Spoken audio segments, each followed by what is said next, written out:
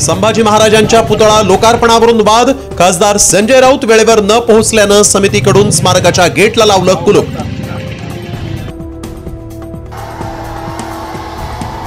श्रीरामपुरात काँग्रेसची अंतर्गत गटबाजी चव्हाट्यावरती। इच्छुक उमेदवारांच्या मुलाखतीच्या वेळी 2 गटात गोंधळ। आमदार लहू कानडे आणि हेमंत ओगले गट आमने सामने येत जोरदार घोषणाबाजी।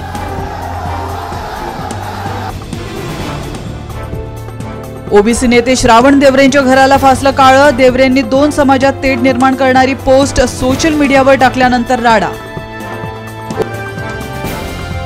संभाजीनगरात मनोज जरांगेंकडून त्यांच्या जनसंपर्क कार्यालयाचं उद्घाटन। छत्रपती भवन असं कार्यालयाचं नामकरण। संभाजीनगरात हर्षवर्धन पाटलांचा शरद पवारांच्या राष्ट्रवादीतील प्रवेश खडतर ठरण्याची शक्यता। कोणत्याही अटी शर्तींशिवाय पक्षात प्रवेश करण्याची अट देण्यात आल्याची सूत्रांची माहिती।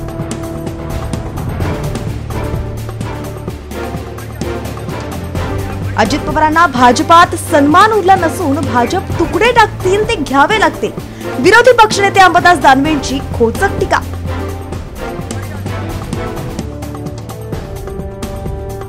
पुणे ही गुन्हेगारीची राजधानी। गृहमंत्री करतायत काय? पुण्यातील वाढत्या गुन्हेगारीवरून सुळेंचा फडणवीसांवर निशाणा।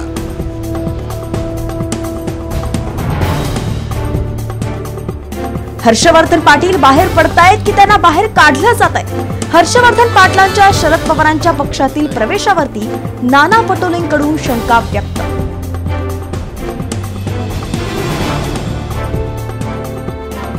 लाडकी बहीण योजनेमुळे इतर योजनांच्या निधीवरती परिणाम। एकीकडे अर्थसहाय्य आणि दुसरीकडे अत्याचारात वाढ हे चिंताजनक। लाडकी बहीण योजनेच्या निधीवरून शरद पवारांची टीका।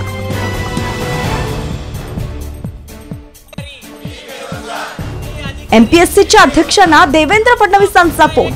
गट ब आणि क पदांची जाहिरात काढण्याबाबत चर्चा।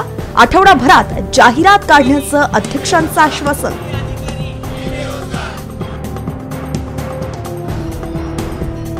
नवरात्री निमित्त सरकारचा मोठा निर्णय। 9, 10 आणि 11 तारखेला 3 दिवस रात्री 12 वाजेपर्यंत लाऊडस्पीकरला परवानगी।